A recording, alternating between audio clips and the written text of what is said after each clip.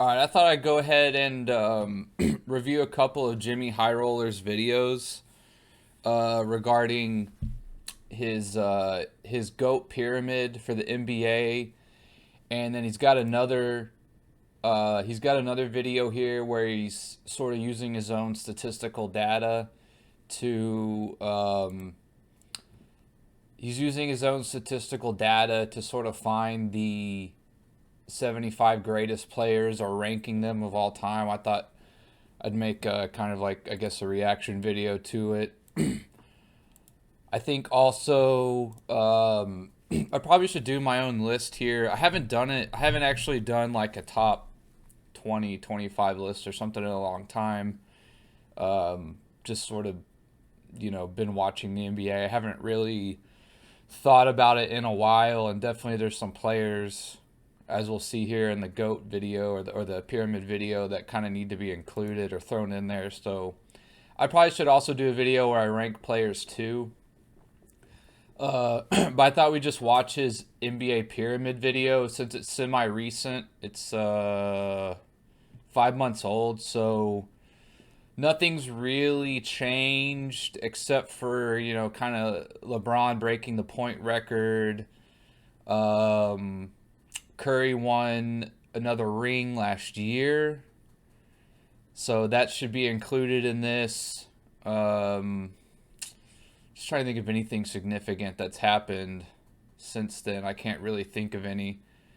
Jokic being two-time MVP, Embiid's got one now, but I don't think either of those guys.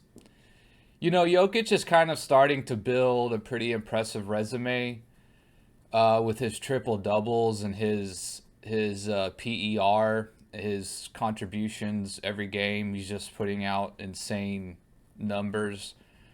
Jokic is gonna be there. I think Denver probably wins it all this year. I think whether they play Miami or Boston, I think Boston would be a little bit of a tougher challenge. Whether Boston or Miami wins, it's definitely going to be a clash of styles. Whoever comes out of the East is going to be a bit more of a defensive, grinded out team.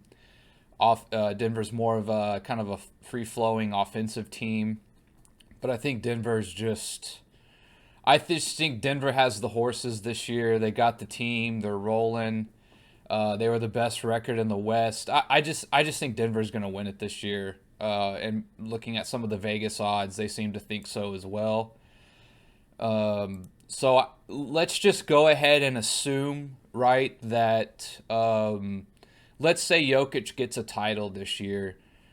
I'm probably going to have to throw Jokic on the bottom of this pyramid here at the end of the day when I think about it. And some of my picks will be based on players continuing to add to their resume. So we'll take someone like, let's look at like Jokic, Giannis, and Luka, right? Unfortunately, Luka hasn't won an MVP yet. He hasn't won a championship yet, so I'm just not gonna include him. He just doesn't have the hardware quite yet. He is on a trajectory to obviously be in the conversation at the end of the day, of being one of the best. Not the GOAT. I can't go that far yet. But the fact that Jokic has two MVPs, in my opinion, should have been MVP again this year. I think it's kind of sad what they did to him a little bit. Um, I think if he would have been a three-time MVP and he wins a championship this year, Jokic is automatically catapulted into at least being on the bottom of this pyramid, and really jumping up the rankings. Giannis has MVPs. He's got a championship, and so if you were to look at those two guys, if they continue to just simply kind of put out the statistical output that they have so far, I think you have to put them on this list. That's just kind of a good example of like you looking at some players today. If they continue on the trajectory they're on, I'm gonna put them in this list. But I'm not gonna put Luka yet because he just hasn't quite done it yet. Even though I think Luka will be with those guys when they all kind of retire. Luka will be with those guys in terms of trying to compare them and stuff at the end of the day when they all retire for the guys in this era. But I just can't put Luka in there yet. His all NBA teams are impressive. His stats, his statistical output is impressive. But the fact that Giannis and Jokic have the hardware, they're gonna be put in this pyramid. So that's just kind of one. Another thing I'm gonna do, or I was kind of trying to think about how to do the top tier pyramid. And a lot of people, they just put MJ up at the top. Guys, that I think that MJ is objectively if we had to pick one, I think it is MJ, right? MJ is the GOAT if we have to pick one. But what I thought instead, what I'm gonna do with my top tier is, I think if anyone has a legitimate argument of being the GOAT, and there's definitely a handful of players that just because I think we're talking about tiers here, not just straight like 1 through 30 rankings. We're talking about tiers here and levels. So I think there are a few guys that have a good enough resume to throw up against Jordan that you could put them in tier 1, which we'll see here in a little bit. So what I'm going to do with my tier 1 is essentially, I think if your resume is good enough to at least make a valid conversation about someone being the GOAT, right? Then I'm just going to put them in tier 1. So it will not just be Jordan by himself. I probably have about 3 or 4 players that I think have a resume that's good enough to go against Jordan that you could at least make the argument. In my opinion, still, I think MJ is the greatest if I had to pick one. But since we're doing sort of tiers and levels here, I think there's 3 or 4 guys that should be in that. You could make the argument, right? A respectable, logical, reasonable argument of some other guys who, if you came at it from an unbiased perspective and you're trying to be objective and you look at their career and their resume and other guys who can make a claim of possibly also being the greatest, I think there's a few other guys that definitely have a claim to that top of the throne. So I got it on 1.25 speed. I love Jimmy's videos, by the way. They're well done, well edited. He always brings a lot of, graphs and statistics and stuff like that. So we'll look at the GOAT one, and then he also has another one where he's trying to statistically rank out the top 75 players. There's a few things that he does that I don't quite agree with. Just for example, on this one, those first 3 here, the championships, finals MVPs, and regular season MVPs, he says he ranks as the heaviest, which I think is fine, minus finals MVPs. I don't think finals MVPs should be weighted at the top. I think they should be chipped in somewhere, but I think really what he should have done is winning a ring as the best player. I think really is what people try to look at when they say how many rings does someone have, right? If you were the best player on a team, or one or the 2 best players on a team, and you led your team to a championship or 2 or 3, etc., that's more important than the finals MVP. The finals MVP is kind of a cherry on top. It's very much a very heavy kind of I don't know. It's sort of just like a pat on the back, in my opinion. It's a cherry on top, as I said. I think that's the best way to put it, because really what you want as a player, as a fan, as an owner, a GM, or something to add on to your legacy, is really you just want to say that you led your team to a ring, right? If we think about Dirk, right, like I think 99% of Mavs fans would say the finals MVP doesn't really matter so much. But that championship that Dirk won means everything, right? It means everything. The finals MVP is nice. We'll take it. We'll definitely put it up on the mantle next to his ring. But Dirk winning that ring is really what we wanted. That's what really matters to his legacy, is being the best player on that team, putting his team on his back, metaphorically speaking, and winning a ring, right? That's really what it was all about. So let's just watch here, and I'll sort of give my commentary. A few weeks ago, Shaq shared this basketball GOAT pyramid on Instagram. And I only know this because people were tagging me in the comments thinking it was mine. But it's not. The dead giveaway was LeBron being on tier 3. Also, current day Steph on tier 4 was a massive red flag. And a pretty solid player by the name of Hakeem Olajuwon was nowhere to be found on this pyramid. Was a massive red flag. And a pretty solid player by the name of Hakeem Olajuwon. I can't believe Shaq did not put Hakeem Olajuwon. That must have been just a slip up. It must have just been an accident. But yeah, I can't believe he did that. Also seeing Nash down here, I guess I kind of thought that, you know, Shaq was a little bit of a Nash hater because he got 2 MVPs and Shaq thought he should have got one of those at least. But yeah, that's interesting. He didn't was nowhere to be found on this pyramid at all. So as cool as it would be to have Shaq share some content from the channel, this NBA GOAT pyramid is from someone else. But it did get me thinking. With all of the events that have taken place over the last 4 NBA seasons, I think it's time we update our GOAT pyramid. So here's the pyramid I made 3 years ago, May 23rd, 2019 to be exact, which means since this video was I've also made it clear, I know a lot of people put Magic over Bird here. You know, Magic's got a few more rings. You know, but man, when they really were playing and they were at their peaks, I don't see how anyone could say that Magic is better than Bird. I mean, you know, maybe I'm a little biased because I'm a huge Bird fan, but in terms of just overall and complete games, I honestly, I don't think it's much of a debate. You know, a guy who can, you know, for all you know, Magic's best attribute was passing, right? I mean, Bird was right there with him in passing and could do so much more.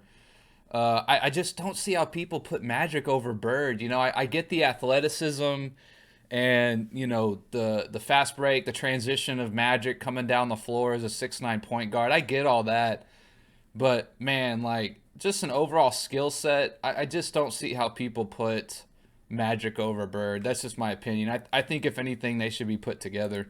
Released, 4 new teams have been crowned champions, 4 MVPs have been awarded, and there has been 3.5 seasons worth of NBA context to consider for our new pyramid. Now I want to keep this new pyramid at 30 players like our original one. So if I add any players, I unfortunately have to so he is doing 30 players. Take players off as well. And just like with my original GOAT pyramid, there are a few factors I'm going to be considering throughout this process. A player's peak, which I value more than longevity, their accomplishments and hardware, their skill and ability, and even yeah, the peak argument I think is important. I think, you know, again, you can't just do it for 1 or 2 years, right? Like Derrick Rose doesn't just get judged on his 1 MVP season. You know, you have to have like, you do have to have somewhat of a cumulative 5 to 10 year, you know, dominance, I think, to kind of be at least in the conversation.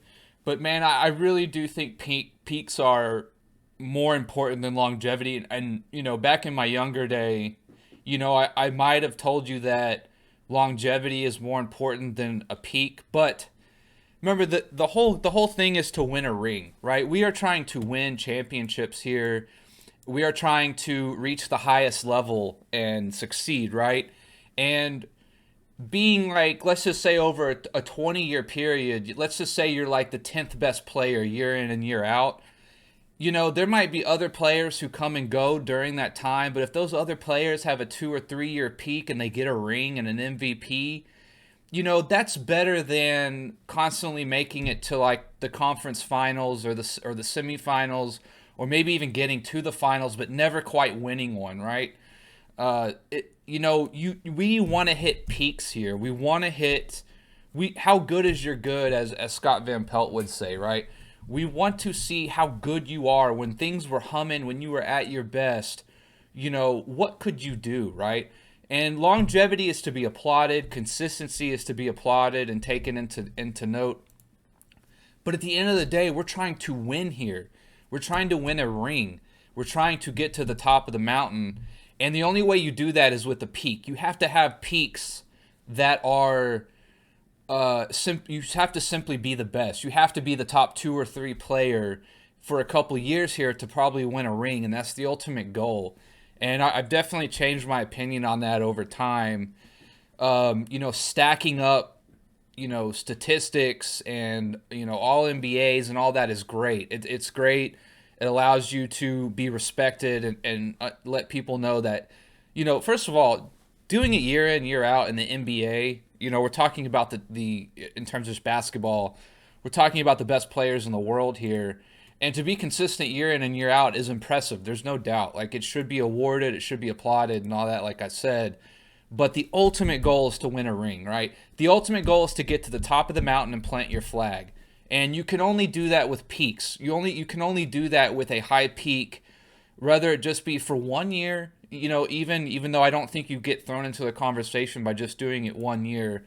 Again, the Derrick Rose example, but at some point you have to be that consistent, and then you need to hit a peak and a top plateau there somewhere along the line where you are just head and shoulders better than everyone. And like I kind of said, you plant your flag and you said, I did it. I beat everybody. Like, I got to the top and I proved that I can be the best, right? At some point you have to be the best. I think for you to like truly separate yourself, and in terms of these rankings, I definitely, as I sort of get older, right, I think peaks are to be weighted a little more heavily than longevity, correct? And this kind of goes back to when I was debating about my last video about MJ being the GOAT, right?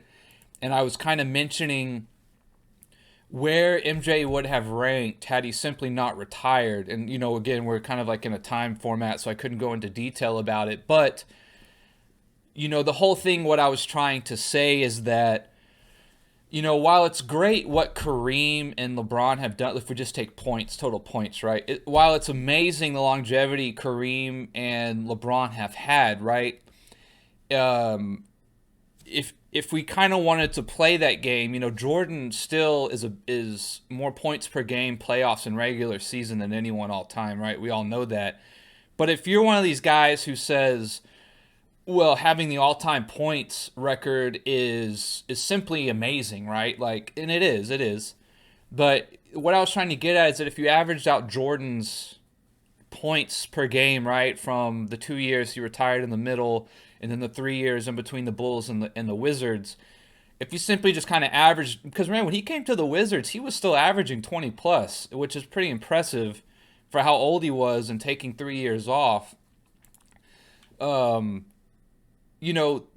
If you kind of wanted to play that longevity argument, you kind of wanted to play it out over time, Jordan is 4,000 to 5,000 points, barring injury and everything. And he came back in the Wizards and he played, right? He was good, or decent at least, right? If you just kind of average out those points, I mean, Jordan's 4,000 to 5,000 points ahead of LeBron and Kareem. Like, that's just insane, right? And so if you wanted to play that longevity game of just piling up statistics, right? That's kind of what I was getting at with that argument with Jordan, that like he would have an even greater argument, correct? But Jordan's peak is really what separates him from everyone else, right? 2 three-peats, whatever your argument is for or against that, whether you want to say he played in a watered-down era or whatever, right? If you want to go against that, or if you want to be for that and you say, wow, like 2 three-peats, that's incredible.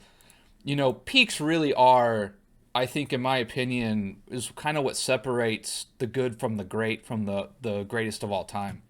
The era that they played in. And of course, just like with my original GOAT pyramid, these selections are all based on my personal opinion. So with that out of the way, let's make... What else does he have? Accomplishments are important, people who debate against, like the people I've debated against, I don't even have to say their name, but, to say MVPs and all NBA selections don't matter, it's just silly. It's just silly. Like, it's just absolutely silly, right? Skill set is very subjective, and I don't really agree. 2 players have identical resumes, but no one played, and other players playing. The more recent player will get the edge. Each era of the NBA is drastically different, so we must factor in the years a player was active. For example, if 2 players have identical resumes, but no one played in the 1960s, and the other played, but one played in the 1960s, and the other played in the 2000s, the more recent player will get the edge. I don't really agree with the whole era comparison. I don't really like to argue like what era was better. I think stylistically you can definitely make some points there. The only thing I will say about the 50s, 60s, and early 70s is just that there weren't many teams. The game was just not as big in terms of business and money and making sure you got the absolute best talent no matter what, bar none. You could say that about some of the early days, which I think, I love Bill Russell. I think he's an amazing player. Definitely probably one of the top 10 to 15 players of all time, no doubt. And if you want to put him higher, I probably wouldn't argue with you too much. I just think his rings are a little inflated. He also played with 7 other Hall of Famers, 6 to 7 other Hall of Famers, which is a lot, And so I just, that's kind of the only thing about the older days that that I will take into account. I mean, only winning, there's one round and then you're in the finals. You have to be objective about that and say that's much different than having to win 4 rounds of playoffs, right? It's just a different path to get there. And only having 8 to 10 teams, again, it's not his fault, right? It's not his fault that that's what it was, but to act as if you had as much talent in an 8 to 10 team pool versus a 30 team pool, where guys are getting paid exponentially higher than the average household income compared to the 50s and 60s, that just has to be taken into account. But that is not to say that the great players of an era could not play in today's game. I don't go with that argument. I just kind of look at the depth of the depth of the field and how what it took to win a ring, and kind of the fact that he played with a very stacked team compared to the other teams of the time. Again, Boston, LA, teams like that, they still had, were still able to recruit, although a much smaller pool, they were still able to get most of the best players, right? So I think that kind of is a knock on Russell. I still think Russell would be a beast today. Don't get me wrong. Like, he'd be better. A lot of people like to say, like, oh, Dwight Howard, someone like a Dwight Howard would crush Bill Russell. I don't think so. I don't think so at all. Same thing with Wilt. I think Wilt would absolutely eat Dwight Howard's lunch night in, night out, something like that. So I want to make that clear. Some changes to this pyramid. So first things first, I have to make one massive adjustment to the top of this pyramid. Some may agree with it, some may not. But after winning his 4th championship and 4th finals MVP while climbing every all-time leaderboard over the last 4 seasons, LeBron James has earned a spot in Tier 1. Because at this point, the all-time discussion has virtually become Michael Jordan, LeBron James, and then everyone else. I still have MJ as the GOAT, but the gap between MJ and LeBron feels smaller than the gap between LeBron and whoever comes next. So this is where I disagree. So I was mentioning the top of my pyramid, right? If you were going to put LeBron in Tier 1, I think you also have to put definitely Kareem. In my opinion, Kareem has the best resume and argument to actually go against Jordan one-on-one in terms of being the GOAT. 6 MVPs, 5 rings. I mean, the guy literally from high school to the day he retired was just an absolute force. And I think his overall resume could definitely be thrown up against Jordan's if we're going to have a tier system, right? Now, again, he played in an era, the salary cap was a little different. He had an absolutely stacked team. I think, my opinion, talent-wise, I think those Laker teams were better, slightly better than those Boston teams. That's just my opinion, from starters to the bench. I just think that the Lakers teams had a little more talent, which is fine. That's just the way it was. It's not a knock. I'm just pointing it out. But I definitely think Kareem, if you were going to put LeBron in Tier 1, Kareem definitely goes in Tier 1 too.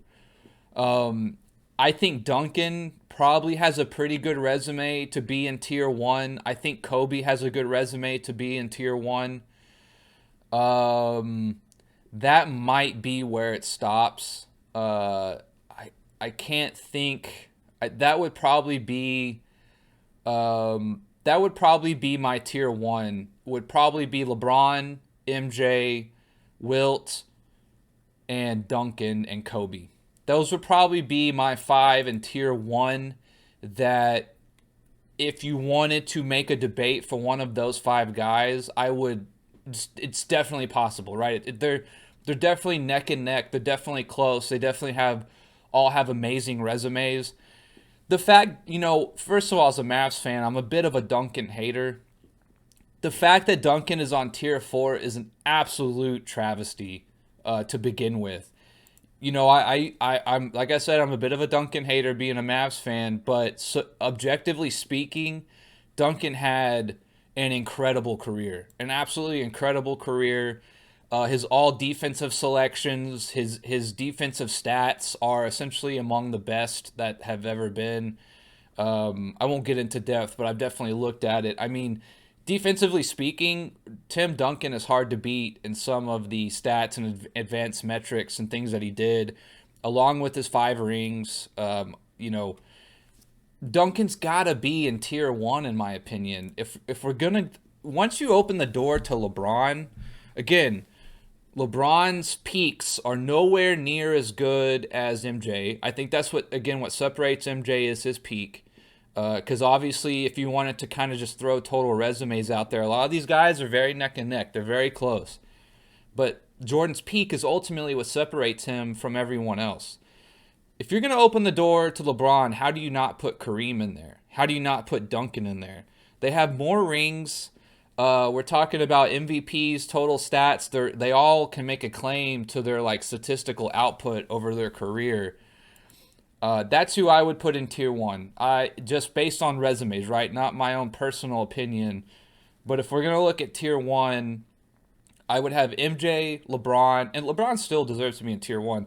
MJ, LeBron, Kareem, Kobe, and Duncan. I think just being as objective as possible, looking at total resumes, right? I think those 5 guys probably have a claim to be in tier 1, in my opinion.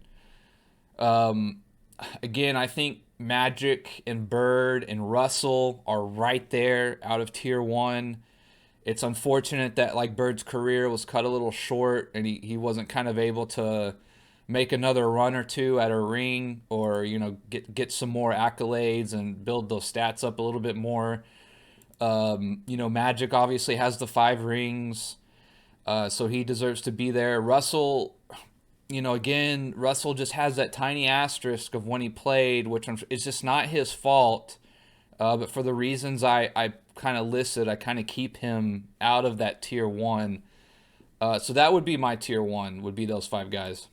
I feel this change was necessary and well earned. I still can't believe he had Duncan at tier 3. I think that's absolutely disrespectful. But that leaves us with 3 players on tier 2, and that just looks weird. So when considering peaks and accolades and impact on the game and every other factor I can conjure up, I've decided to move Bill Russell and Larry Bird up to tier 2. In our original pyramid, I had Magic on tier 2 and Bird on tier 3, but with LeBron moving up, this gives room for Bird and Magic to be on the same tier, as they should be. And Bill Russell, Bird's peak is second to none. I mean, people might have forget about Bird. I think sometimes 3 straight MVPs.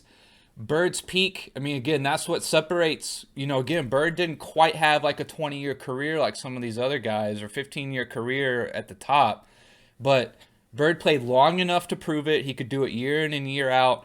3 straight MVPs, man, where he just ran the NBA, bro. He just absolutely ate everyone's lunch every single game, every single year.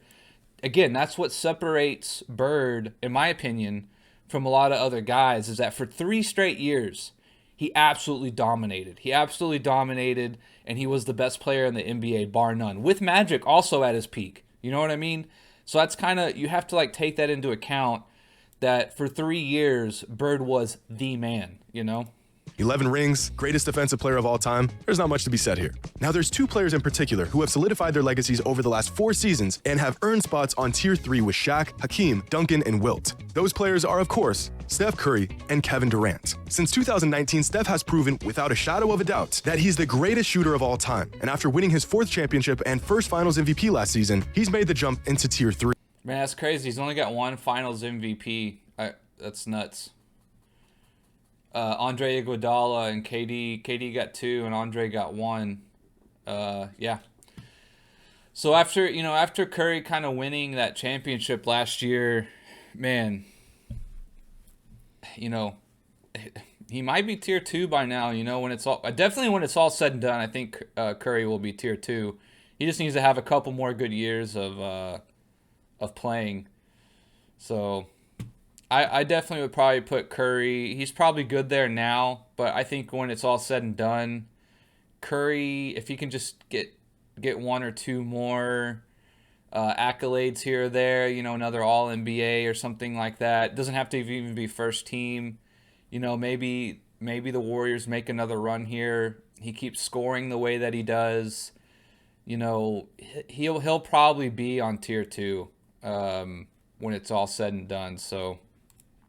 Steph's brilliance and consistency season after season has extended his prime past where I think most fans would have ever considered. Now in his 13th season, at 34 years old, he's not only one of the best players in the league, he's putting together arguably the best season of his historic career. And the same could be said for Kevin Durant. He's got all the hardware, a league MVP, 2 championships, and 2 finals MVPs. But what has bumped Durant from tier 4 into tier 3 is his relentless consistency as a generational talent. Since 2019, he's made 2 more All-NBA teams while averaging 29, 7, and 6. And this has earned him the jump from tier 4 to tier 3. And that See, the thing about Durant is the peak argument. Is that, he's got those 2 rings with Golden State, 2 finals MVPs, which is definitely nice. But again, the asterisk on him will be that he had to go join Golden State to do it. And since then, don't get me wrong, he's putting up good numbers, but I probably keep him on tier 4, to be honest. I think Curry's good at tier 3. Again, I put Duncan, Kareem, and Kobe in tier 1. Kobe 5 rings. Man, think about Kobe though, is he won those 3 with Shaq, and essentially Shaq was the man on those that 3 finals MVPs. It's kind of hard in my mind. I know he won 2 more with Paul Gasol in 2009 and 2010. And you got those 2 finals MVPs. Man, I might have to rethink Kobe being in tier 1. Because for me, it's just hard to separate him and Shaq. When you talk about his overall resume, essentially Shaq, I'm not going to say Shaq won those 3 titles, that first 3-peat, but I mean, those titles were Shaq's to win, in my opinion. That's when he was at his absolute peak and just absolutely one of the biggest forces we've ever seen, if not ever. Man, I might have to rethink Kobe in tier 1. So for now, tier 1, I think Duncan still needs to be in tier 1 along with Kareem, MJ, and LeBron. Let's go ahead and move Kobe down to tier 2. So I think he's good there. That probably is about right now that I think about that. I think Kobe and Shaq, unfortunately, are just tied at the hip, much like Larry and Magic. Just because, all Kobe had to do was win like one of those finals MVPs in that first 3-peat, and that would put him above Shaq. But the fact that Shaq essentially won those titles, I'm not saying he won it by himself, obviously, but that those are kind of his to win is probably the best way to put it. It's just really hard for me to kind of put Kobe over Shaq. Man, but we'll come back. That brings us to tier 4, which has some pretty major changes to it. And our first change comes with John Stockton, who gets demoted into tier 5, which puts him at about the 5th or 6th greatest point guard of all time, behind Magic, Steph, Oscar, and Isaiah. Scottie Pippen also got demoted to tier 5. I made this decision because despite Scottie's critical role throughout the Bulls dynasty, his talents as an individual player just don't warrant him a spot amongst players like Oscar Robertson, Karl Malone, and Julius Erving. And unfortunately, Dwayne Wade and Isaiah Thomas get demoted into tier 5 as well. All-time great players. But being in tier 4 means a player is, at worst, a top 21 player of all time. And I just don't consider Wade or Isaiah to be of that caliber. But I would consider them both to be top 30 players of all time, with similar relatively short but brilliant peaks and playoff heroics throughout their careers. And with these changes, tier 4 becomes a barren wasteland with only 3 players. So we've got some promoting to do. Starting with Jerry West, 12 All-NBA teams, Finals MVP, and 5 All-Defensive Team selections with career averages of only 1 ring, though. Which absolutely sucks for Jerry. Yeah, only 1 ring. See, this is actually like a lot of people will say, oh, well, like rings don't matter because it's a team sport. Well, again, winning a ring is still the ultimate team goal, right? So if you want to say it's a team sport, you know, rings still matter. Like, rings still matter to some degree, especially when we take into account if you're the best or second best player on your team, right? I mean, you will get most of the blame and most of the glory. And whether you want to use rings and counteract it and say, well, it's a team sport or not, well, still the ultimate team goal is to win a ring. So rings absolutely matter either way you look at it. And the fact that he only won one, and Wade won what, 3? Isaiah got 2. Unfortunately, Stockton, I'm a huge fan of Stockton. I just think you would hate to play against him, right? He never won one. Yeah, I don't know. I mean, Jerry's numbers are there, his accolades are there, but just one ring kind of dampens it. 27, 6, and 5 a game. The only other players in NBA history to achieve these career averages are LeBron James and Kevin Durant. So the logo gets the bump into Tier 4. My next promotion goes to Moses Malone, 3-time league MVP, a finals MVP, and one of the greatest rebounders the game has ever seen. Honestly, he should have never been in Tier 5 to begin with. So Moses absolutely gets lost in the shuffle a lot. let's put him where he truly belongs. And my last pair of promotions goes to Dirk Nowitzki and Kevin Garnett. The individual dominance of both KG and Dirk that spanned over 2 decades is matched by only a handful of all-time greats. But if not their sustained excellence over the course of 21 seasons, it was their massive peaks that earned them a... You know, and Dirk is such a great example of people who make the rings don't matter argument. Had Dirk not won that ring in 2011, you know, he wouldn't be in any of these conversations, right? Dirk winning that ring in 2011 was everything to his legacy. And anyone who says otherwise is either lying through their teeth or being disingenuous or just doesn't understand sports. You know, that took Dirk from a great player to a legend, right? One of the best ever. I mean, yeah, just winning that ring for Dirk was, you know, rings don't matter. It's a team sport. Well, tell that to Dirk and tell that to his legacy, because, I mean, that catapulted him into another stratosphere. And the way that he did it, right? As much as you want to say, well, a team wins a ring. Bro, go back and watch that 2011 run by Dirk, and he was an absolute buzzsaw, just going through everyone. Spot in Tier 4. 2 of the most skilled, versatile, and imposing big men the game has ever seen. Which leaves us with Tier 5 and some tough decisions to make. There are only 2 players that made my original GOAT pyramid that did not make the cut in my new pyramid. And those players are Bob Pettit and Allen Iverson. But with all these adjustments, there are now 2 spots open for 2 new players. Of all the players who missed the cut the first time around, the players who I considered for my new pyramid were Giannis Antetokounmpo, Nikola Jokic, James Harden, Chris Paul, and Kawhi Leonard. Of all the active players in the NBA, aside from LeBron, Steph, and Durant, these are the only players who even have a shot at making the pyramid. And since my original pyramid 3.5 years ago, Nikola Jokic has made 4 All-NBA teams, 3 of them being first-team selections. He's won back-to-back MVPs, he's led the Nuggets to the conference finals, and he's put up 2 of the most historically efficient and productive seasons in league history. It's only a matter of time before Jokic joins the GOAT pyramid. But at the moment, it's just a bit too soon. Now for the... See, I don't agree with... Well, now that we know where we're at now, and again, if we just kind of go ahead and say that Denver's going to win a ring this year, which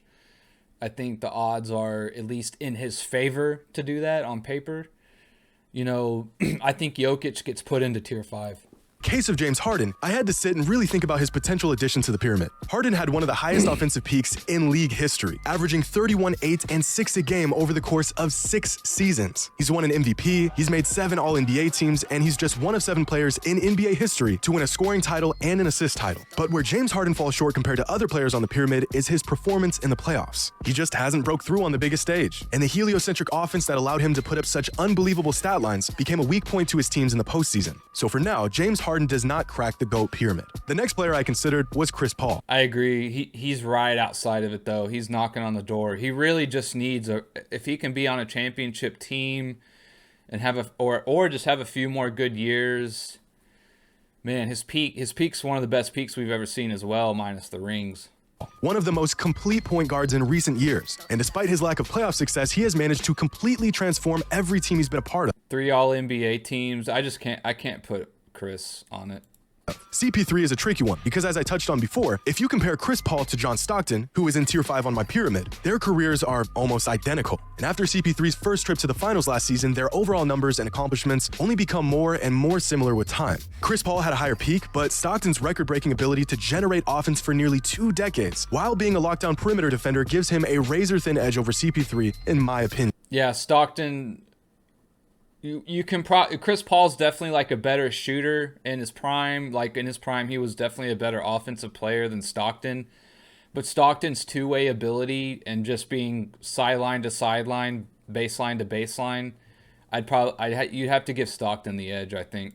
Yeah. So for now, Chris Paul doesn't quite crack tier 5, which leaves us with the 2 new additions to my GOAT pyramid, Giannis Antetokounmpo and Kawhi Leonard. Now, since my original pyramid, which was released just before the end of the 2019 season, Giannis has went from a great, young, ascending player to a certified all-time great. In just 3.5 years, Giannis won a championship, 2 MVPs, a Finals MVP, Defensive Player of the Year, 4 All-NBA first teams, 4 All-Defensive first teams, and an All-Star Game MVP, while averaging 30 points, 12 rebounds, and 6 assists per game. That's a pretty solid 3.5-year stretch for the big man. So I had to add Giannis to the pyramid, and I'm going to put him comfortably in tier 4. And with It's been a while since I've seen this video. When it's all said and done, he'll definitely be tier 4 or higher, but I probably would have kept him tier 5. With our second and final addition, Kawhi Leonard is added to tier 5. My original pyramid was created 3 weeks before. Man, I hate Kawhi and he's injured or whatever's going on with his knees, whether it be real or not, whatever you think about that.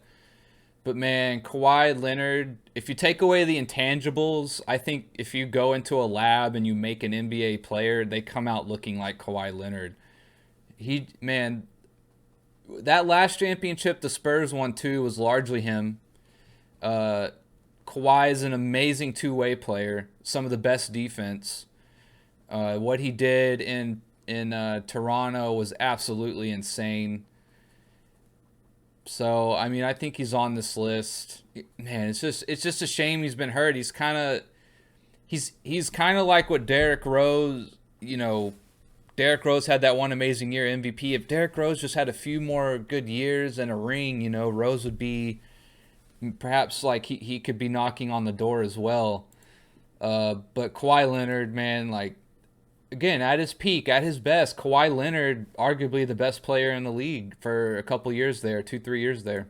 Before Kawhi won his second championship and second Finals MVP, which led to his greatness stock skyrocketing. Now, Kawhi is a tough player to rank among any all-time scenario because when he's playing, he's one of the greatest players to ever lace up. But over the last few seasons, he just hasn't laced up a whole lot. But it's impossible to look past his 2 Finals MVPs and his run as the best two-way player in the NBA. So Kawhi gets added to the pyramid, but just barely sneaking into tier 5.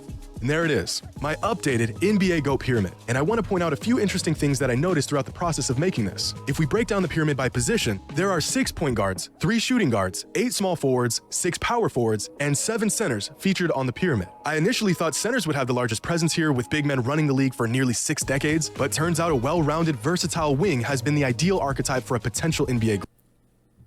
Yeah, and also it's just kind of we think about how basketball is played, right? Like, having a dominant center is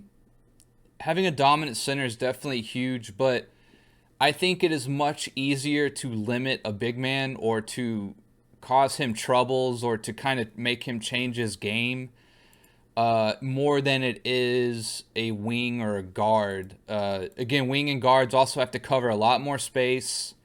They're probably asked to do a little more things, ball handling, just as an example, passing the ball, etc., especially perimeter defense as well. They're just covering more ground overall in a game, and really centers just kind of exist underneath the basket on each end. Just kind of trying to think about the game a little bit. Once people start running and gunning, you can kind of take a center out of their game, fouling them, making them go to the line, someone like Shaq or even Wilt. I think it's just a little, in terms of like great centers versus great guards, I just think it's a little easier, slightly easier to possibly limit a center or to sort of change things as a defense or an offense to kind of get them out of position, right? A great guard kind of feels comfortable anywhere on the floor, right? Defense or offense, they can kind of play anywhere. You know, if they're 6'6", 6'8", you know, good footwork, can move, etc. It's just kind of hard to, it's the greats, right? We're talking about the greats. It's just a little harder to get them out of position and make them feel uncomfortable, in my opinion. I think it's a little easier to do that with the big man. Great. If we break the GOAT pyramid down by the decade that each player was drafted in, then we'll find that among all players who made it onto the pyramid, 4 of them were drafted in the 50s, 3 were drafted in the 60s, 2 were drafted in the 70s, a whopping 10 players were drafted in the 80s, 5 in the 90s, 4 in the 2000s, and 2 in the 2010s. And since most players peak in the decade after they were drafted, it could be said that the 90s were the best era for NBA basketball, or at least the era that featured the most all-time great talent. 90s were in the 2010s. So I think that's interesting. And since most I mean, yeah, I mean, you think about Bird and Magic though, like by the time 1990 rolled around, they weren't really here anymore. But same with Isaiah Thomas. But yeah, it's kind of crazy to think about that. You know, a lot of people say the 90s was watered down, etc. It's just looking at, you know, and Shaq came in, was immediately good in the 90s. Dirk was drafted towards the end of the 90s there. Same with kind of KG and Duncan, I believe, as well. Same with Kobe. But Shaq was definitely good immediately when he came in the 90s when he was drafted. Bird and Magic were gone by the time the 90s rolled around.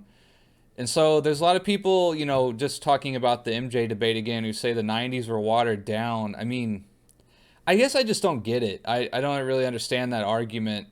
I think really what the argument they're trying to make is that with the salary cap rules that were implemented in the mid-'80s, essentially there weren't any more like super teams, right? You could make that argument. But then again, that allows a superstar like on a team to play against other singular superstar on a team, and it's a much more balanced out field of play, you could say. You could kind of make that argument, which, you know, that sword kind of cuts two ways, right? Like, we'll definitely see who's the best, and or you might say the competition's not as good, which is kind of not exactly how it is, because if you're coming like from a pro Jordan argument, it's not like he could build a super team either. So, I mean, I don't really get the whole 90s were watered down argument. It never really made a whole lot of sense to me. Players peak in the decade after they were drafted, it could be said that the 90s were the best era for NBA basketball, or at least the era that featured the most all-time great talent. Giannis is the youngest player featured on this pyramid at just 28 years old, completely bypassing Tier 5 altogether and landing on Tier 4 after just 9 seasons in the NBA. This puts Giannis somewhere between the 15th and 20th best player all time. Giannis's ascent amongst the greatest players of all time was pretty quick, but we've seen a rapid climb to basketball royalty like this before. Back in 1996, the NBA announced the 50 greatest NBA players to commemorate the league's 50th anniversary. And despite some backlash on the selection, a 24-year-old Shaquille O'Neal was selected as a top 50 player all time after just 4 seasons in the NBA. The second youngest player that was selected for that exclusive greatest 50 club was Scottie Pippen, who was 31. Back in 2009, sports writer and analyst Bill Simmons released his original basketball pyramid that featured 96 players. At the time, LeBron James was just 24 years old in his 6th NBA season. He hadn't won a league MVP yet, he had only made 1 trip to the finals at that point, and he just hit his peak. But a young LeBron not only made Bill's GOAT basketball pyramid, he was already so transcendently good that Simmons selected him as the 20th greatest player in NBA history. And after the last half-decade Giannis has put together, he has slingshotted himself onto the same trajectory. Now, I have to mention the handful of players that just narrowly missed the cut. Those players were Steve Nash, Patrick Ewing, Allen Iverson, Jason Kidd, Bob Pettit, Bob Cousy, James Harden, Chris Paul, Nikola Jokic, and George Mikan. All great players, but when the You could make an argument for Mikan to be on Tier 5. I think Jokic is now on this list for Tier 5. You know, who would I drop out? I have to think about that, I suppose. I'll make a list here in a little bit, but I think Jokic deserves to be on this list now. To just 30, the criteria to make the GOAT pyramid. For the exact same reasons they just gave for Shaq and LeBron, right? I mean, I know he's probably not as young as those guys were in terms of what he just said about, being only playing for like 4 or 6 years. But I think Jokic is now on this list. Is a hefty one. I imagine if we redo this pyramid again in 5 years, we'll see Jokic on here, we might see Luka Doncic on here, or possibly James Harden and Chris Paul. But for now, this is my new and Chris Paul, unfortunately, I think Chris Paul's window has closed. It is possible he could be a starting point guard and play a pivotal role in a championship team. I mean, he still has a small, maybe year or two here to do that. But unfortunately for Chris Paul, man, last year was just really was a dagger to the heart, I think, of his legacy. Unfortunately, I like Chris Paul, but I just don't think Chris Paul is going to crack the top 30 in terms of this GOAT pyramid right here. and I think improved NBA GOAT pyramid. Let me know what you think. Which players are All right, let me make my list real quick. All right, this is what I got after going through everybody. Tier 1, like I said, best resumes, peaks, etc., everything taken into account. I got Jordan, Kareem, LeBron, and Duncan. I think they have the best arguments for being tier 1, GOAT arguments. Again, this is my opinion. I guess Duncan was just not as flashy as people would like, but he just has so much substance. 15 all NBAs, 15 all defensive NBAs, 2-time MVP, 5-time champion. Duncan's just hard to, looking at his numbers and the things he accomplished and his peaks too, it's just hard not to put Duncan on tier 1. And I don't get how Jimmy has him as tier 3. I don't understand that. Duncan at least should be tier 2 at the worst, and even if he's tier 2, he's probably the first guy to be into tier 1. If you have him on tier 2 and you were going to move someone up. So those are the guys I have in tier 1. I wanted to put Kobe up there, but I can't separate Kobe from Shaq. I think Shaq's peak is better than Kobe's peak for that three-peat.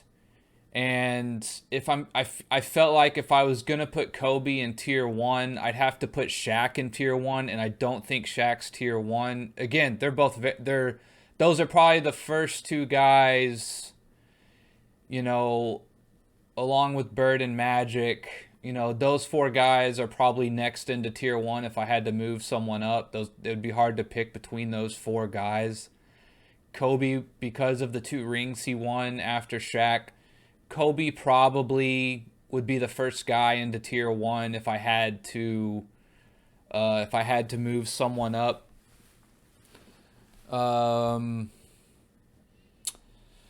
So yeah, that's my tier 1. I feel pretty good about that. I think those guys have the best argument, so that's just going to be what that is. Tier 2, I have Russell. You have to give Russell minimum tier 2, I think. 11 rings, just unheard of. Wilt, the actual walking record book, his dominance, in his head-to-head matchup with Russell, Wilt outplayed him in just about every statistical category. So me personally, I've always had Wilt just slightly above Russell. I think they're neck and neck. They're kind of the same era. They played against each other. But I think at their best, I think Wilt is better than Russell. I also think Wilt is probably the single most impressive athletic specimen to play in any sport, just about any major sport at least. The dude ran a sub-11 second 100-meter dash in college. Was incredible at the high jump. His feats of strength are, of course, things of legend. I think Russell's just an absolute, the original definition of an absolute beast. I think, like a lot of my friends, they think Wilt, isn't that good or whatever. I think Wilt would absolutely just crush today's NBA, to be completely honest with you. I don't, Imagine a Giannis, but slightly bigger, and even more athletic. That's essentially what you're looking at. That's the best comparison to kind of think about how he would do in today's league. Tier 2, again, Bird's peak is almost second to none. Magic, of course, winning 5 rings and everything that he did and accomplished. Akeem being tier 3 feels a little criminally underrated by Jimmy. Kareem is arguably the most versatile, at least the most versatile big man, I think, just about ever. Offensively and defensively, two-way, steals, assists, rebounds, blocks, everything, right? I think Akeem, one of the arguments I've made for Akeem is if we're kind of look at it from like a roster perspective, if you had to build a roster, Hakeem might actually be the best pick of all time in terms of like if you had to throw in salary considerations, trying to build around one specific player. Hakeem might be number one, to be honest with you, with everything he could do and all the holes he could fill, things of that nature. And you compare him to someone like Wilt and Shaq. Hakeem could shoot free throws. He had a little mid-range game. So I think Hakeem deserves to be in tier 2. Again, his peak, MVP, Defensive Player of the Year, Finals MVPs, championships, his peak's right there as well. So tier 2, I got Russell, Wilt, Bird, Magic, Kobe, Shaq, Hakeem. I felt pretty good about tier 2. I think all these guys are knocking on the door of tier 1. There's just the guys over here just have slightly better peaks for longer periods of time. I is kind of how I put it. Shaq was so dominant, but really it's just that three-peat, and then he kind of, he did kind of quickly fall off there, even though he won another ring with Miami after that. Hakeem, unfortunately, the 2 years there, and then that was kind of it for the championship. Magic played with such great competition. Same with Bird, and Bird, of course, had injuries, which kind of hampers him a little bit. Wilt's, his eras, the era argument kind of comes up. I wouldn't make the era argument so much with Wilt and Russell, but, Wilt's probably the most athletic player to ever play in the NBA, in my opinion. And, of course, Russell, with just his winning, I think tier 2 is pretty solid. Tier 3, I almost put Curry in tier 4. My big knock on Curry is that he's a little one-dimensional. Again, he's the best at that one dimension. He's the best we've ever seen at three-point shooting, right? And I really tussled with this, but I think the 4 rings being the best, I know KD won 2 finals MVPs there, but just the way he's changed the game, the way he shoots threes, he just makes defenses gravitate to him so much. Curry barely got in tier 3 for me, but he got it. And for that same reason, when KD played with Curry, KD was clearly, in my opinion, for those 2 finals MVPs he won, KD was the better player. And had KD not got hurt, they probably win another one, and KD picks up a 3rd finals MVP. So it's hard to separate those two. So I put them both in tier 3.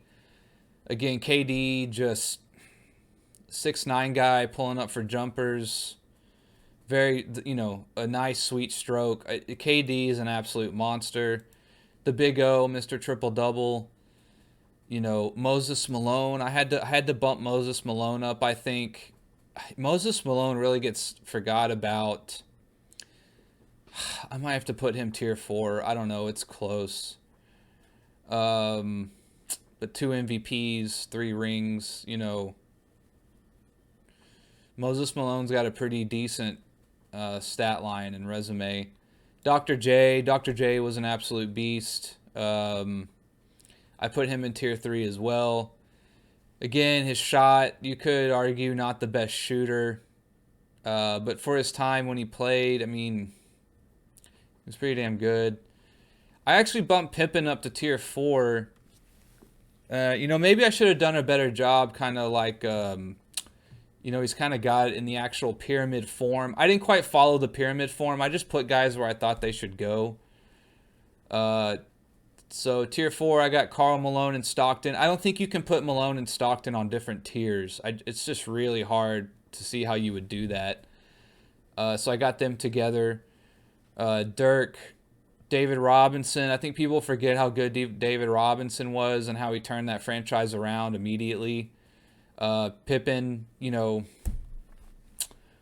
I'm kind of a fan of Pippen, although it was kind of hard thinking about it, constantly playing second fiddle to Jordan, but I think he deserves 6 rings. It's kind of hard to separate those two as well. But Pippen and Jordan just weren't on the same level, obviously, as some of these other guys that I've paired together. Pippen goes into tier 4. He was very versatile, maybe sometimes could want a little more from him on the offensive end, but tier 4 I think is good. He's a good, probably one of the best glue guys ever to just kind of do, all the other kind of little things. Tier 5, I got KG, Jerry West, Dwayne Wade, Barkley, Isaiah Thomas. I dropped Earl Monroe and I put in James Harden. I went back and kind of looked at some of their stats and was trying to kind of compare them and see where they were at. And I just think Harden, with the MVP and his assist numbers, things like that, I just think Harden is this era's Earl Monroe, essentially just a little better. It's kind of what I came to the conclusion of. Monroe got a lot of boards over Harden, but Harden's still an okay rebounder, statistically speaking. I just slight edge to Harden over the Pearl.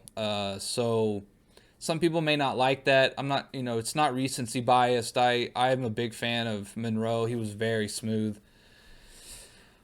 Just Harden, those 2 or 3 years though where he just absolutely dominated in the MVP, I think just gives him a slight edge over Monroe, and I had to drop out Monroe.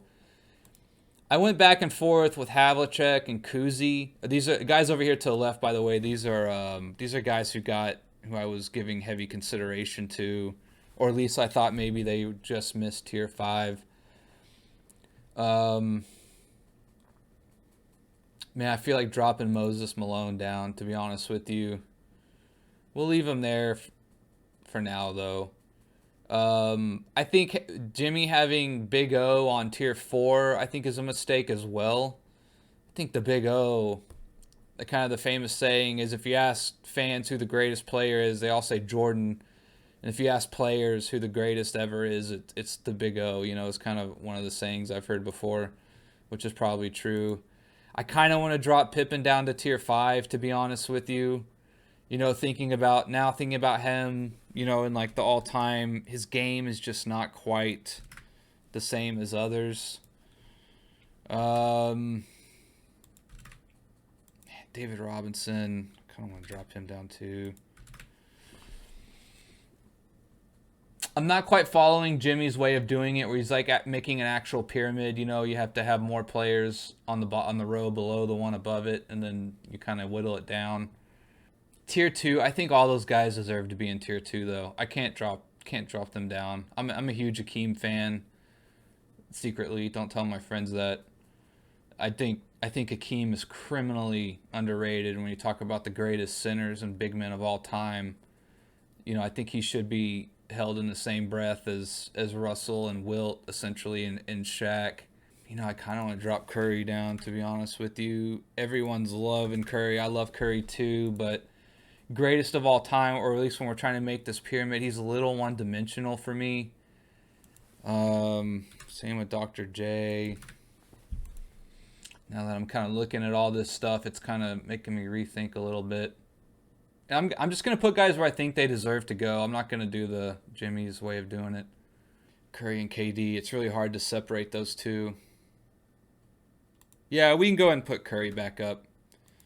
The way he makes defenses gravitate to him and the way he's changed the game, I think it's okay to give him that nod. West might deserve to get moved up, to be honest with you. Man, Giannis. I'm gonna move Giannis up only based on where he will end up eventually. So a little bit of a projection there for Giannis. The two-way ability of Giannis is just, you got to give a little bit of a bump to really good two-way players to be able to contribute so much on both ends of the floor. Kawhi will probably end up staying on tier 5, just the way he's going with injuries. I don't think he has the same kind of increased ceiling that Giannis does. Dirk and KD, in my mind, although their styles aren't the same, I just kind of feel like they are the same. Not necessarily the greatest defenders, major mismatches on the offensive end, big shooters. KD obviously a little more athletic, Dirk a little bit better in the post. Dirk probably has, if you had to pick a guy to hit a final shot for you, Dirk's almost always going to get his shot off. Same with KD, but I might be a little biased. That 2011 run, though, was incredible. Dirk's longevity, too, for a big man. Man, it's kind of hard to put Dirk over people like, or increase them over people like Moses Malone, though. Malone scored so much. He was so good. Stockton, same. It's hard to kind of lower them at all. I think this is probably where I would leave people. So, yeah, that's 30 right there. That's 30 players. That's probably where I leave it. Yeah, I think that's good. I think that's probably my pyramid right there. It's not going to look like Jimmy's in terms of getting smaller to bigger, but I just put guys on the tiers I thought they would be. So, there's a big gap here with tier 3, but that's just the way it is. Kind of how I feel about it. I'm trying to just rank guys based on their level, where they would be with their peers. And I feel like this is pretty good. I'm feeling pretty good about this, actually, now that I'm doing it. I think this is fair. Isaiah Thomas, man, if I had to put in Jokic, if let's say that Jokic wins this year, I probably drop Isaiah Thomas and put in Jokic. Havlicek's on the edge too. I mean, Havlicek, people sleep on Havlicek, man. He was really good. I probably drop Isaiah Thomas and put in Jokic if Jokic wins this year, which I think he will. So maybe we just do that. Jokic being number 31. If he wins this year, which I think he will, and I thought he should have won the MVP this year, to be totally honest with you. I thought he got robbed by the media, the way they kind of hyped that up. Jokic probably goes in place of Thomas at the end of the day. AI was real close. Jason Kidd, I feel like, doesn't get enough respect as a point guard. Again, you need your point guard to be able to shoot kind of at the end of the day, and that kind of limits him. That's his big knock. Elgin Baylor, I really like Elgin Baylor. His rebound numbers are impressive, but after that, he really was a volume shooter and not the best field goal percentage for the GOATs argument. So that's why I kind of dropped Baylor out too. He really was like the AI of his time a little bit, plus rebounding in the way that he really was a volume shooter. If you go look at it, he attempted a lot. He's about a 43% career, I think, field goal percentage, which is not the best for being the best player on your team or being that much of a shooter.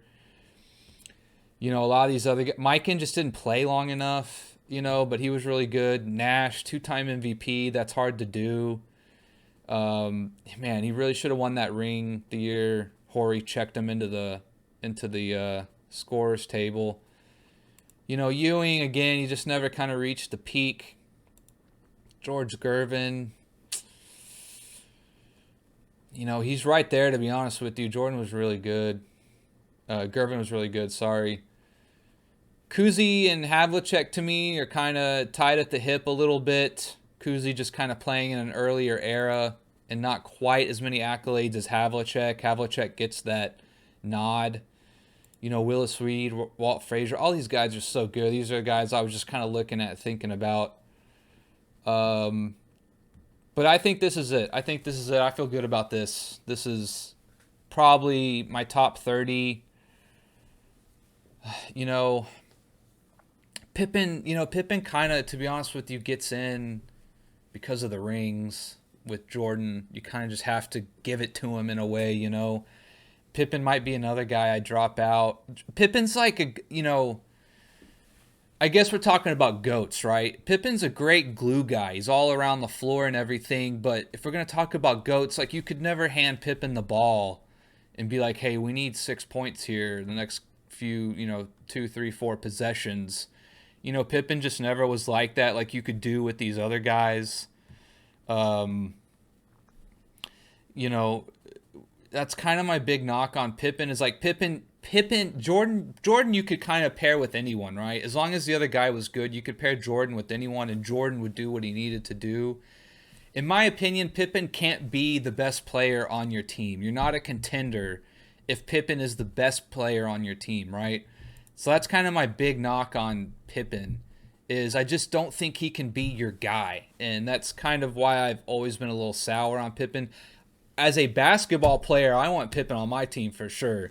He's doing all the dirty work. He's getting the steals, the rebounds, the blocks. He's guarding the first or second best guy, on the floor every night. But he just can't be your guy. And that's kind of always why I've had a little bit of a knock on Pippen. Kawhi was just so good. Kawhi, Pippen, and Thomas, I think, are on the chopping block first. And then probably Barkley and Havlicek. Barkley just never winning a ring sucks. He was just so good, though. I would say, I hate to say it, but yeah, Pippen, Kawhi are probably after Isaiah Thomas if someone else replaces. I think Jokic probably gets in for Thomas eventually this year. To be honest with you, Jokic should be on this list. So I think that's it. That's my tiers right there. That's who I would put and where with their peers. And I feel pretty good about it. I think they're in the spots I like them. So, yeah, that's my video for the tiers. I also wanted to look. It was a little interesting. He also had this, trying to rank the 75 best players. To even be considered for this list. Players from every era, every decade, every position and play style. 110 players doesn't sound like a lot, but think of any all-time elite talent, and chances are they were in Paul's name. And this writer posts, he's Curry, his own subjective point of view. This isn't anything new. Numbers don't lie, but they also don't tell the full story. So this will be tough. To begin this process, I selected 110 players that I felt were eligible to even be considered for this list. Players from every era, every decade, every position and play style. 110 players doesn't sound like a lot, but think of any all-time elite talent, and chances are they were included in this process. Next, I chose 13 different metrics to rank each player off of. Now, this was the trickiest part of this entire experiment. I needed to avoid metrics that heavily favorite longevity, because there are current NBA players who haven't been in the league long enough to even crack those leaderboards. For example, I chose points per game instead of total career points. But at the same time, we also... Yeah, it's kind of going back earlier. It's like, would you rather have like a franchise guy who gives you good 20 years and never wins a ring, but he's like always an all-star, he's always an all-NBA first, second, or third team? Like if you were to ask just even players, you could ask players, fans, owners, whatever. Or you have a guy who has just like an amazing 5 years and he gets you a ring, right? Everyone's going to take that 5 years with the ring, right? That's what I mean by peak slightly out-edge longevity. Also want to acknowledge and reward when a player maintains excellence for an extended number of years. Some of these metrics may seem a bit random, but after spending far too many hours deliberating this, I'm pretty confident that these metrics give the best representation of every aspect that makes a player great. And lastly, not every category is weighted the same. Finals MVPs, regular season MVPs, and championships are weighted slightly heavier than the other categories. See, I don't like that. I think he should have somehow made it a way to where, like, if you're the first or second best player on a team, right, and you win a ring, that he should, like, give points for that first and what's considered the second best player. I think should be weighted heavily. Finals MVPs for me, getting there and winning is really a Finals MVP, right? Finals MVP almost always goes to the winner, minus like Jerry West. Which, I kind of think the finals MVP should just go to the best player, which usually is on the winning team, yes, but, or if it's close, the edge should be given to the player on the winning team. But, finals MVPs to me, even when it comes to the Jordan argument, that's one of the ones I don't really use a whole lot is finals MVPs. They're just kind of like, hey, congratulations, man, on bringing your team, you being the best player, bringing your team to a championship and winning. Again, it's a cherry on top. That's the best way I can describe it from my point of view, is what the finals MVP is. I don't think it should be weighted that heavily. Like, we all know, right? We all know who the best player is or who got them to that point and who won it for them. That's more important than getting the finals MVP. Those things are pretty important. I will assess every player in every category. The top 20 players in each category will earn points. The leader in each category will earn the most points, second place earning the second most points, and so on down to the 20th best player. Once each player has been assessed across all 13 categories, we will add up the total points, and the top 75 points earners will be our top 75 list. So, with that out of the way, let's get into this. The first category we looked at was Championships 1, and the obvious leader here is Bill Russell. Bill's right-hand man John Havlicek racked up the second most points here, and 4 players each earned the third most points. The next category is Finals MVPs. Yeah, it's fine. I was just going to say, this is what I'm talking about. We look at who Russell played with. He played with Havlicek and Kuzi here, Sam Jones. He played with such other great guys. So, yeah. Most points here, and 4 players each earn the third most points. The next category is Finals MVPs. Second most points here. Just kind of looking here. And 4 players each earn the third most points.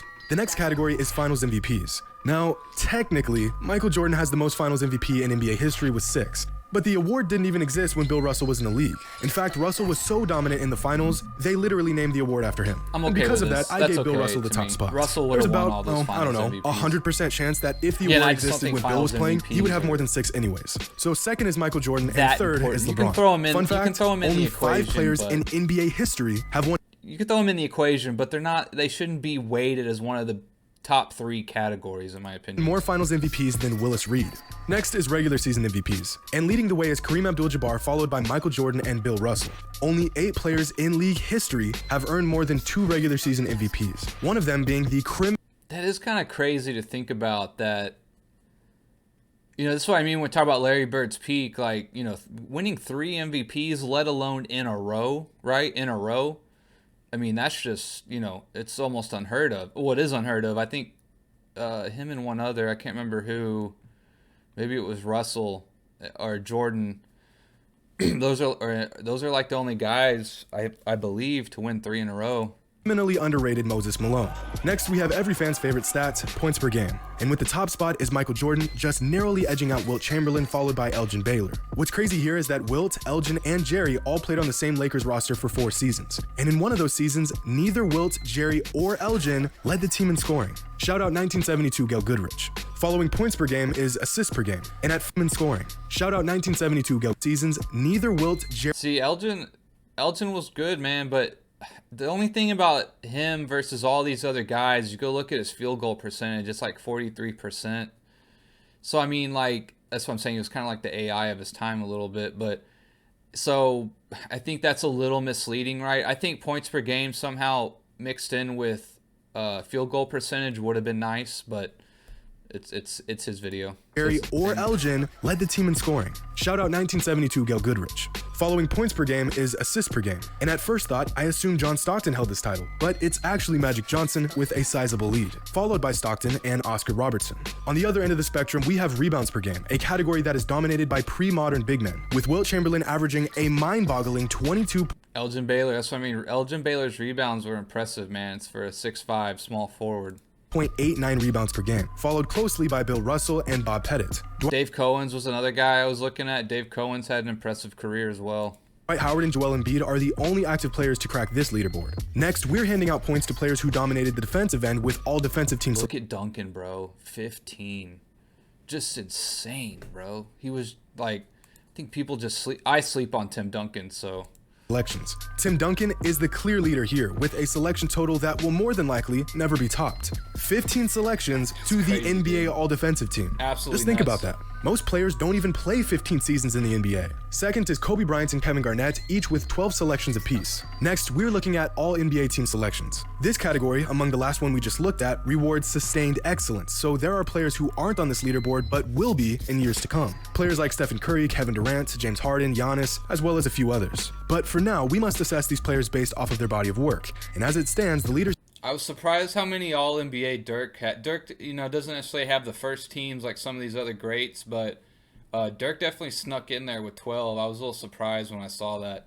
17 for LeBron. That's pretty freaking nuts too. here are LeBron, Kareem, and Kobe. Now, there is a current player that I could see passing LeBron's current record of All-NBA selections. Any guesses to who that player might be? Leave your answers in the comments below. Next up is one of the better statistics for measuring a player's value on the court, or rather their impact on winning, and that's win shares per 48. And at the top is unsurprisingly Michael Jordan, but trailing him. See, David Robinson, that's what I mean. Like when David Robinson turned the Spurs around, people forget. I can't quite remember, but I think the greatest single season turnaround, I think for like a star player or something, was David Robinson, I believe. I think it was him. So like that's pretty impressive. Again, James Harden's up there, Kawhi. By just a sliver is David Robinson. That's about as close as it gets. If Robinson played a couple games just slightly better throughout the entirety of his career, he would lead all NBA players in this category. And right after Robinson is Wilt Chamberlain. So remember when I said that this list was going to be made up entirely of numbers and statistics? Well, I lied. This category is one that I made up, but hear me out. This metric is necessary. There are 0 statistics that show how great a player is at making shots. And I'm not just talking about how good a player is at shooting, I'm talking about players who can create and make their own shots. Players that can put the ball in the basket on demand from just about anywhere. There's some advanced stats that do a decent job at quantifying this aspect of the game, but since those metrics only date back to about a decade ago, I came up with this. Now I do not understand. Again, I know I'm biased. I do not understand how Dirk Nowitzki is not on this list. A 7-footer fading away with a smooth stroke. Like, I just don't understand how Dirk's not on here, right? I mean, if you were going to tell me, like, you had to give the ball to someone to get you a shot off, guaranteed, right? I mean, I just don't get how Dirk's not on here. Like, it's just...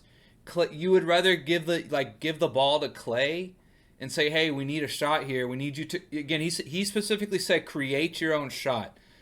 Steph Curry and Klay Thompson are not people who largely create their own shot. Steph Curry and Klay are running off of picks, trying to lose them through 1, 2, sometimes 3 picks, running around trying to create separation, and when they get it, they have a quick release. Steph Curry much better than Klay, Curry with his step back and even quicker release. I'll give it to Steph, but Klay Thompson ahead of Dirk for shot making, you could argue Klay's a better 3-point shooter, which I'd give you, but like creating your own shot, or like you have to get a shot off and you have to give the ball to somebody, I don't understand how you have someone like Klay, or even Ray Allen. Again, these guys are guys who need picks. They have to run off of their teammates. They have to play within a system largely to get to an open spot. The ball's got to be there on time. It's got to be a clean catch, a quick release. That's not creating your own shot and being a shot maker, as he would put it, in my opinion. Are they clutch? Sure, I would say they're clutch. I would trust them to shoot a 3, no doubt. But like we're talking about in a half-court set, you had to get the ball to somebody and create their own shot. Like Dirk should be over Reggie. He should be over Klay. He should be over Ray. I'll allow these other guys. Damian's a lot better going to the hole, so I'll accept it. Damian can create his own shot a lot better than those other guys. But, I mean, Reggie, Klay, and Ray are spot-up shooters for the most part. Ray Allen in his prime, I might give, but they're still guys who come off of picks and need to work within a system in order to do it. You're going to trust Vince Carter to make a shot over Dirk, and like if you need a bucket? There's absolutely no way. Absolutely no way. Steve Nash, that one, I love Steve Nash, but that one's tough. Also given his athletic stature, again, he's probably running a pick and roll, and the fact he can create for others is nice in a crunch situation. But Steve Nash over Dirk, you need a shot. Paul George, I just didn't understand this one. This one to me is so off. In my opinion, this is probably one of the worst ones Jimmy's done that I just completely disagree with. Take a good look at this leaderboard, because although it is subjective, I think it's pretty solid, with Kobe Bryant, in my opinion, being the greatest shot maker in NBA history, followed by Stephen Curry, Kevin Durant, Tracy McGrady, and James Harden. Our next category is the infamous PER stats. I know it's become a bit of a punching bag among NBA fans over the last few years, but it's still a solid all-around stat, and it's more data to be considered for this process. And topping the list is Michael Jordan, followed by LeBron James and Anthony Davis. Okay, so here is an interesting category. Peak, as in a player's peak years. In this case, their best 5-year stretch in regards to win shares. And here we can see that Wilt Chamberlain had the greatest peak in NBA history, putting up numbers that don't even register in today's NBA context. At the second spot is Kareem, who had an incredible individual run in Milwaukee that really isn't. And Dirk and KG are another two guys. It's really hard for me to separate them. They're kind of attached at the hip. Same era, same sort of game. I know Dirk's probably a little better on the offensive end, and KG's, much better on the defensive end. But their rebounding numbers aren't that different. Their blocks aren't that different. Really what separates it is KG getting his ring while playing with Paul Pierce and Ray Allen and Rondo, and Dirk essentially buzzsawing his way to get his, is what largely gave me a little bit of an edge of Dirk over Garnett. Talked about enough. And in the third spot is the fact when they played, Dirk ate Garnett's lunch, most of the time. If you go see their head-to-head stats, and sometimes Dirk's nickname for his career should have been the mismatch. That should have been his nickname. I can't believe no one came up with that or it didn't stick. Dirk's nickname should have been the mismatch, right? The thing about Dirk, and I've said this before, is if you get a coach who knows how to use him and you put him in the right spots, you can run a half-court offense through him.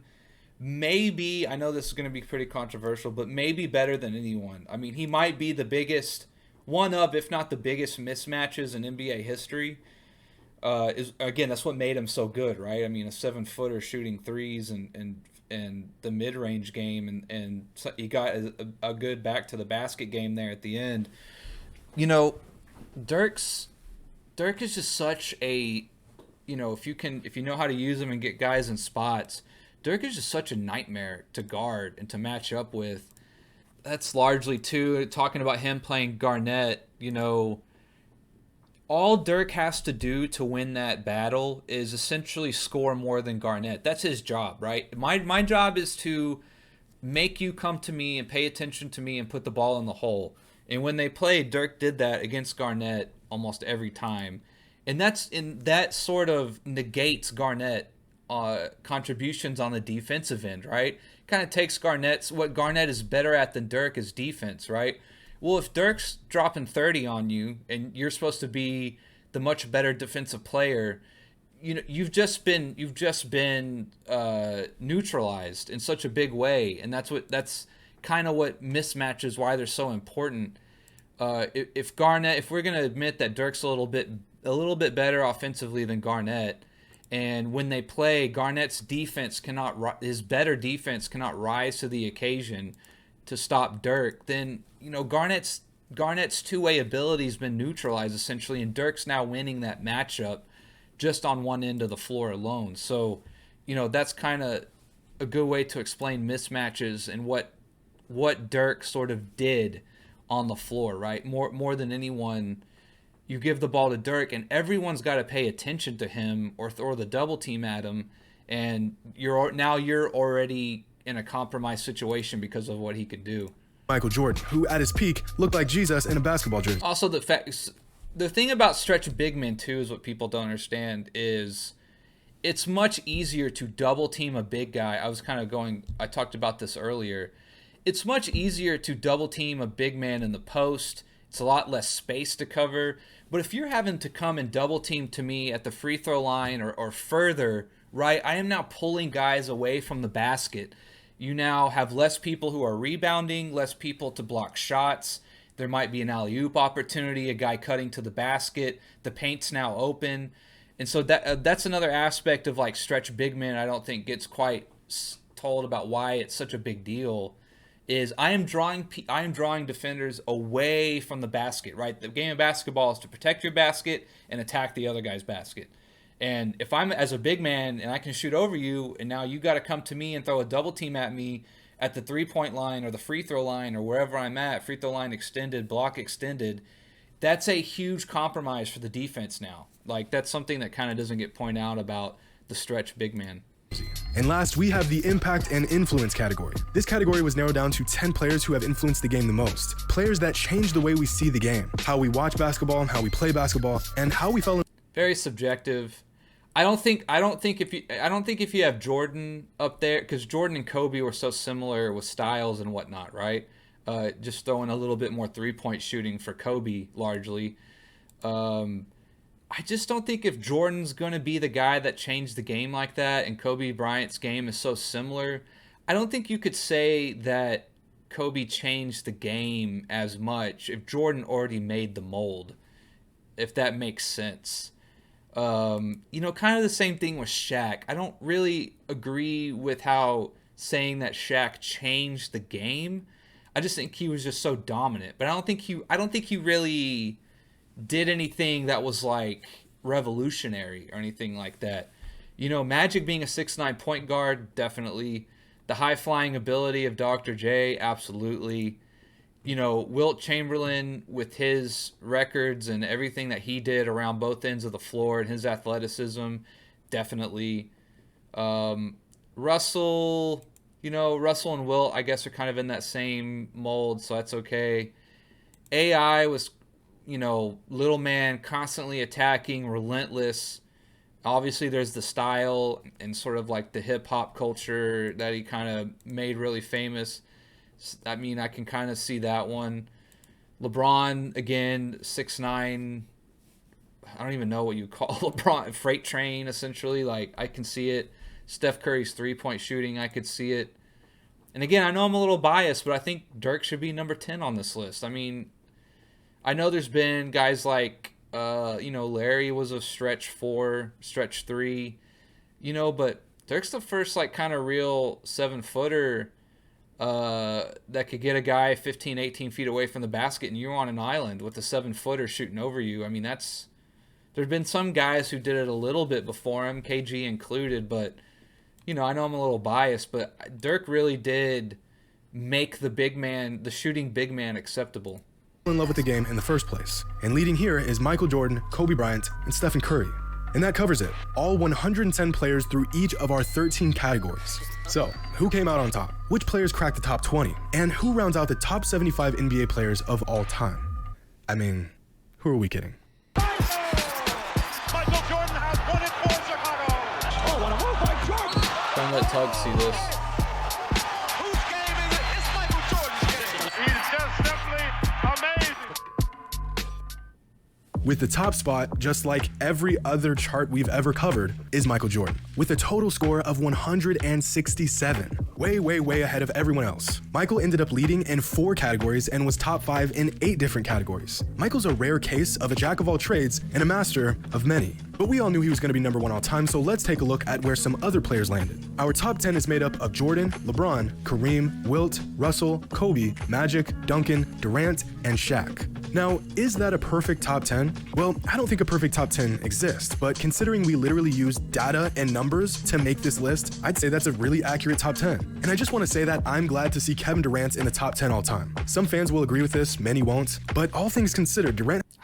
I can't put Durant in the top 10. I mean, offensively, he's an absolute nightmare. I get that. A 6'9", 6'10" guy with how smooth he is and his handles and pulling up and he's got the stroke. Has put together. That's fine, but like top 10 to me, man, like you got to be both ends of the floor dominant. Like at least very, very good at one and dominant on the other. MJ, LeBron, Kareem, Wilt, Russell, I think his championships are kind of inflating him a little bit up there. Offensively, I don't think he was you know, amazing. He was probably good enough for his time offensively. But again, I think he's a little limited on the offensive end. If he played against someone like Wilt, again, go look at their head-to-head numbers. Kobe, both ends. Magic was good enough on the defensive end and really great on the offensive end. Again, I think Larry's game is better than Magic's at the end of the day in terms of their skill set. Duncan makes sense. Again, I would probably bump him up a little higher. Durant, top 20. I think Durant and Dirk are very, like, career-wise fairly similar. I know Durant's got the two finals MVPs and 2 rings. Again, Dirk put his team on his back to get his, and Durant went and joined the Warriors to get his. So I think that needs to be mentioned. But, like, they're kind of the same, you know, like, not necessarily the best defenders, but just huge mismatches on the offensive end, and they'll hit it from anywhere on you, all 3 levels, essentially. So I kind of have to attach Durant and Dirk at the hip a little bit. So I just, you know, to see Dirk at 19 and KD at 9, I just, that gap feels a little too far. Shaq, I think, should be a little higher. Larry, you know, he's probably about where he needs to be, I would say. But again, him and Magic, I think, should be essentially attached at the hip too. Together a career that ranks up with the greatest of all time. Look at Bob Pettit. If I had to put KD on an all-time list based off of what I personally think of him and his accomplishments, this is about where I'd put him as well. Larry Bird surprisingly missed the top 10 cuts and landed at 11, followed by Oscar Robertson, Hakeem. I give Durant an edge over Dirk. I want to be clear about that. If I had to be objective, you know, I would probably give a slight notch ahead to KD based on the athleticism, and he's not as big of a defensive liability. Again, he's not the best. But essentially their games are kind of similar in terms of what they bring to the offensive end. Again, stylistically very different. Dirk's more of a kind of back you down, shoot over you, fade away a little bit because he just doesn't quite have the hops. But KD's just going to kind of shake you up and pull up real quick. And again, they're both going to use that length and size to get their shot off. So in terms of that, I just think they're very similar. Pettit, and David Robinson. Steph Curry ended up at 16, followed closely by Chris Paul at 17, and Karl Malone, Dirk Nowitzki, and Willis Reed rounded out the top 20. Now, I'm not going to go into detail on each and every Chris Paul above Dirk, give me a break. There's just no way. Player, but let's talk about some notable rankings. Kawhi Leonard finished at 22, with James Harden just behind him at 24. Giannis ranks 30th all-time, which would make See, I think, Giannis has to be ahead of James Harden. him at this moment the 6th greatest power forward of all time. I think that's probably too low for him. I know he's still young, but he's already accomplished a lot more than some other players above him did in their entire career. Westbrook, Lillard, and Kyrie all finished in the late to mid 40s. Carmelo and McGrady finished. You know, Westbrook's put up those ungodly numbers for a few years. That's probably why he is that high. I guess that's okay. At 55th and 57th respectively, and somehow Dwayne Wade slipped down. I've never been a big fan of Carmelo. I think offensively he was very one-dimensional. I could tell you what Carmelo was going to do. You know, he really was just like a mid-range jump shooter. His 3 got a lot better as his career went on, but he's just like a volume jump shooter and didn't, you know, his back to the basket, that game never really improved. You know, he never really, in my opinion, like, Carmelo's one of those guys that, like, never evolved out of what he was really good at and sort of kept improving. You know, Dwight Howard's another guy I think of like that. They were just so good at that 1 or 2 things, but they never, like, it just never clicked, and it never went further than that, and they kind of just used the 1 or 2 great skill sets they had as a crutch, and in my opinion ended up hurting them in the long run. You know, I haven't been a huge fan of, like, where people rank him all time. I probably bump him down a little bit. That's just on my personal opinion. Down to 47. But you want to hear something insane? 5 players on this year's Lakers roster made this list. 5. And Dwight Howard, who would have been the 6th player to make this list, just narrowly missed it. Some more interesting. Like Kevin McHale, 75. That's way too low, bro. That's way too low. Notes about this list: the 1984 and 1996 draft classes, both known as two of the best draft classes of all time, both have 4 players who made this list. But this particular stretch right here, from 1996 to 1998, produced 9 players that made this list, which is what I would consider to be the best stretch of NBA drafts in league history. That is pretty solid. Chauncey Billups, that feels a little high. I mean, I know it's going off of his statistics, right? So I'm not saying he's lying. I'm just saying Chauncey Billups feels a little high. Again, to me, Klay Thompson's very great at that one thing, but he needs other shooters around him to space the floor in a certain system. You know, I think Klay sometimes gets a little overhyped. And I love his game, right? I love shooters, right? I can watch shooters shoot all day. I love it, but I just think Klay's a little high here. I think Chauncey's a little high. T-Mac, man. T-Mac was so good. T-Mac was so good for a while, dude. He was just... T-Mac and AI were like so fun to watch back in the day. You know, T-Mac was KD before KD was KD, really. And T-Mac probably had an even overall more complete game when you think about going to the hole and things like that. KD probably definitely a slightly better shooter. But man, Tracy was so explosive at times. I would have to think on an overall game level, I probably would take Tracy over Ray Allen.